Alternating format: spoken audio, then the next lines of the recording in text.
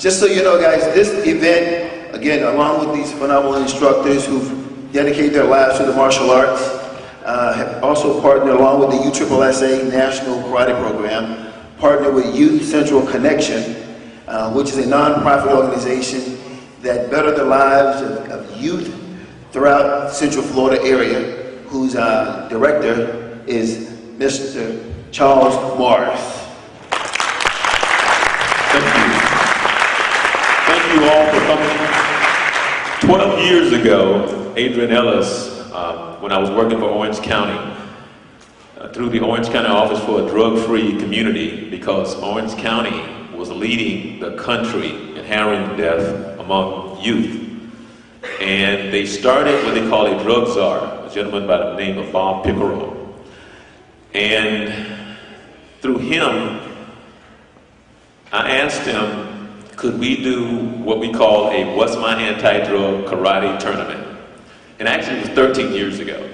And with the help of Adrian Ellis, we did our first tournament.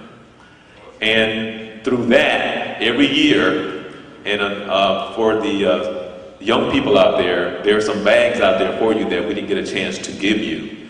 But what we try to do, as you know, as adults, is that we try to do what we can to try to plant a seed in our young people. And hopefully that seed is planted, and when the time comes, it will speak.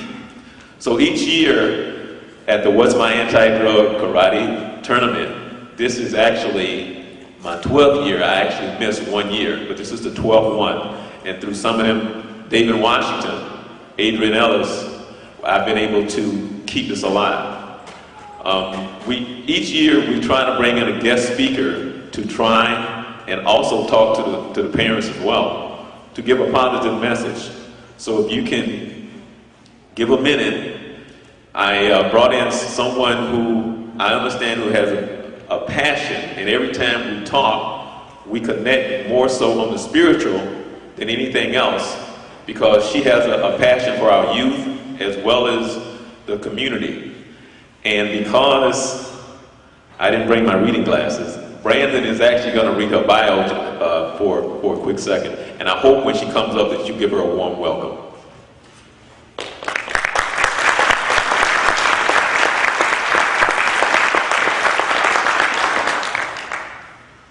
Rosalyn Dunlap was born in St. Louis, Missouri, but grew up in Chicago, Illinois. Rosalyn honed her running skills in the Chicago West Side neighborhood where she grew up, often running and winning against boys and girls in street races. Rosalyn ran her first official competition in 8th grade where she won the 220. She ran track in high school and went to state all 4 years. In her last year, she tied with Jackie Joyner in the 440. She accepted a track and field scholarship to the University of Missouri in Columbia. While attending the university, she earned All-American honors 6 times, participated in the United States Olympic trials 2 times, and set a world record in the indoor 600 meters. Graduating from Missouri in 1983 with BS in Housing and Interior Design, she went on to earn her master's in Business and Administration in 1994 and obtained her law degree from Florida A&M's Law School in 2005. Rosalyn has spoken to thousands across the county about being the best, not giving up, and to parents about being the best parent that they are capable of. Her pastimes include decorating, reading, participating in Shotokan Karate, which she plans to obtain her black belt, and taking care of her family. Professionally, Rosalyn is now in transition as an entrepreneur of her own consulting, tutoring, life coaching, and business consulting firm J2911 Enterprises Incorporated. She's currently working on several books relative to leadership, health and fitness, and successful parenting. She's creator and host of her own radio show, Believe to Achieve, which airs every Monday at noon on WOKB 1680. She's a wife and mother and lives with her family in Florida. Right. Thank you. Ladies and gentlemen, please, warm welcome for Ms. Rosalyn Dunlap.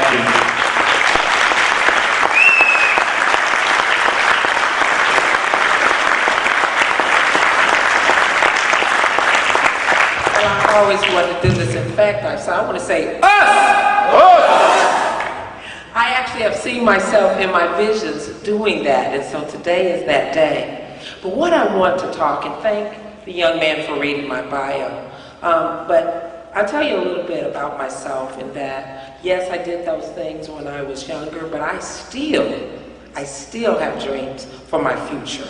Okay, I am 52 years old, and I think the next 40 years of my life are going to be better than anything I've ever had done. How many of you think about that? How many of you think about that your best is still in front of you? I'm asking us, and you can say that, us.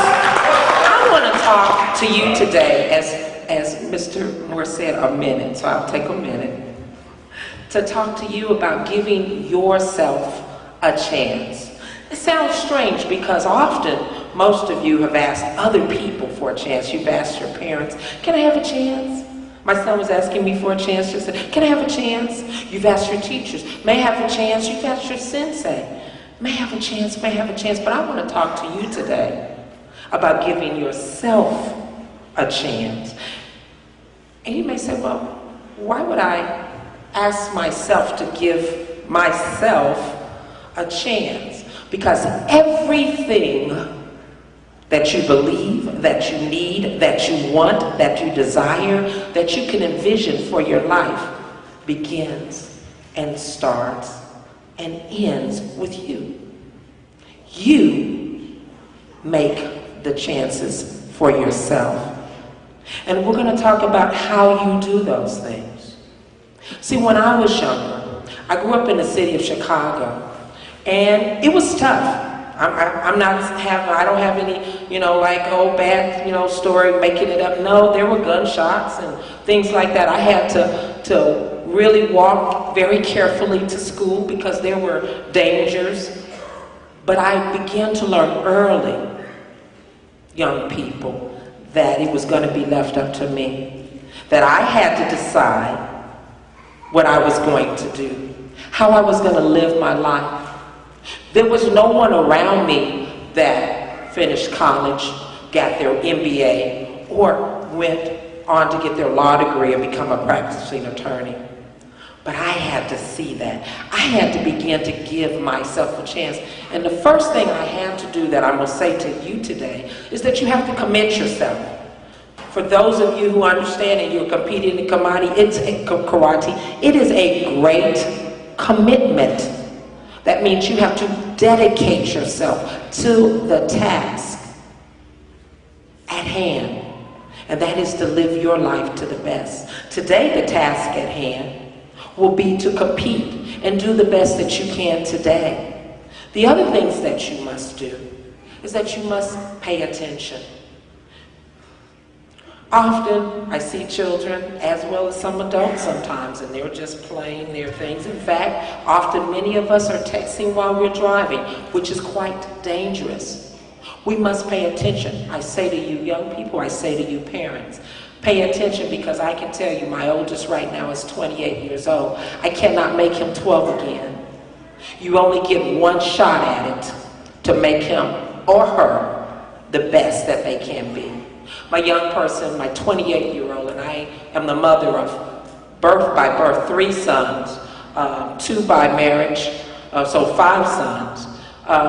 And my oldest was telling me last night about his business. He runs a multi-million-dollar business at the age of 28. He said, Mom, by the way, did I tell you about my office, my new office in LA? I go, well, no. He has offices in LA, San Francisco, and Miami, and Texas. I said, whoa, no, tell me. But my point is that we were talking about how I raised them and how I always, not sometimes, not when I felt like it, not on an occasion, not just by the way, but for real was his mother. Which meant I had to do those things that were necessary so he can be the man that he is today. Parents, fathers, mothers, whoever you are in charge of, take this time to make it count for them. I know many of us have limitations that were placed on us by other people that thought they were doing us, doing the best that they could with us. But don't give your children those limitations that you have. And what I mean now getting back to how you can give yourself a chance is don't listen to other people. Believe in yourself. See, when I was running track, my mother said when I was my freshman year in high school, she said she heard someone say that I would not be that good. She said she heard it. She heard someone say, that Dunlap, she doesn't really have what it takes. And she said they didn't know she was my parent. And so when I set my world record, my world record in the 600 meters at University of Nebraska Big 8 Championship 1982, my mother said, please send me that newspaper clipping. And then she told me what had been said about me, and I was like, wow. Don't believe people when they say you can't. Don't believe people when they say you won't. Don't believe people when they say, you know what, other people did that and failed, but they are not you.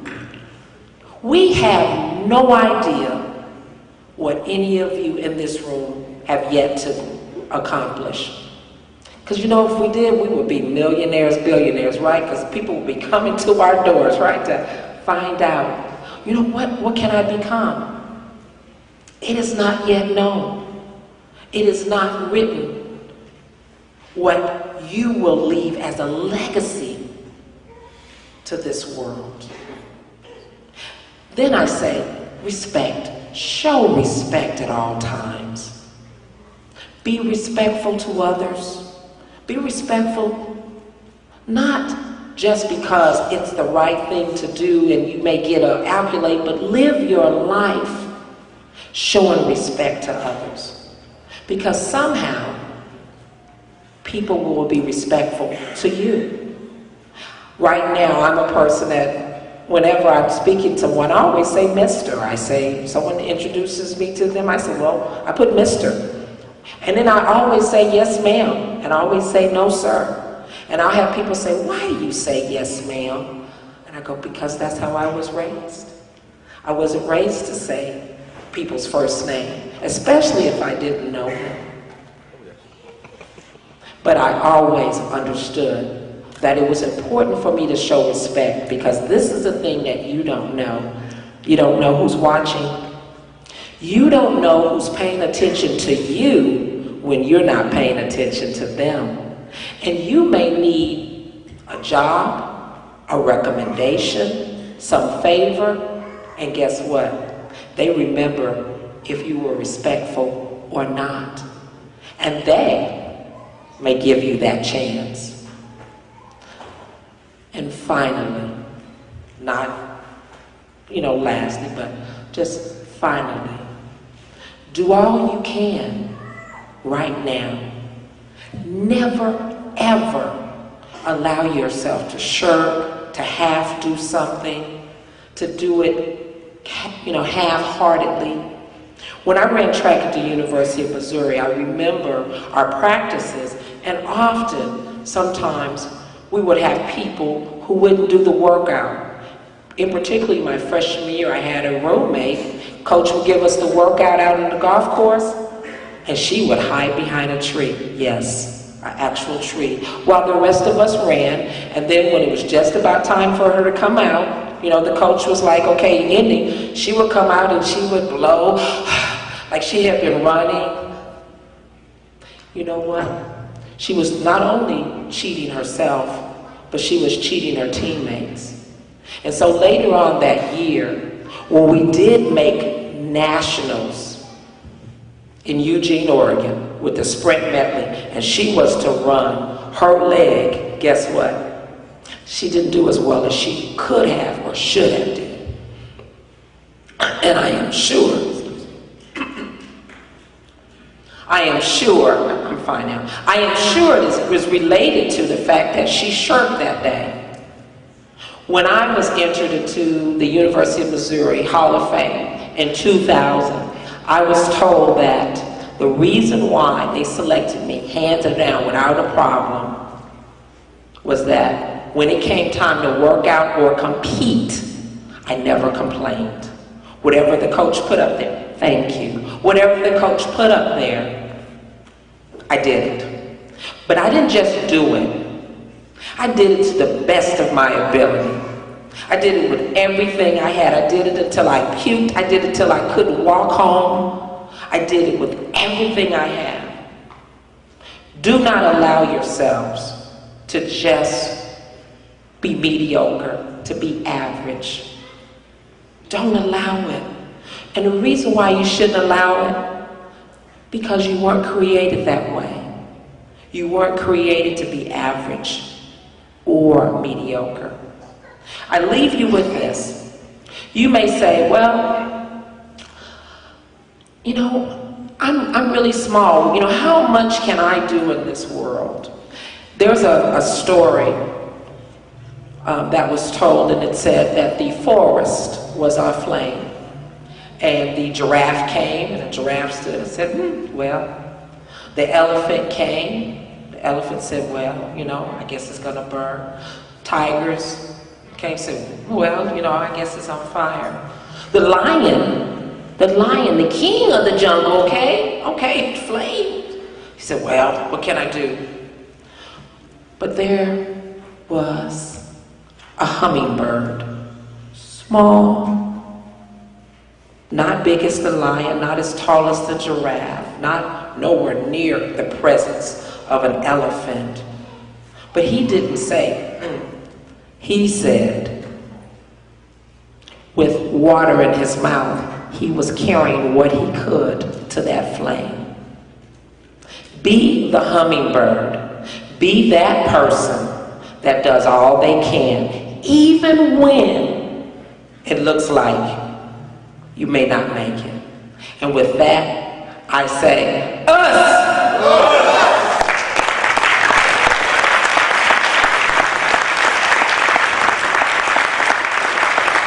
Can you, again, we was supposed to have a speaker, well, you know, I probably should say, we was actually supposed to have a speaker from the Orlando Magic, but we were about 3 days away, and she stepped up to the plate. So please, give her another round of applause.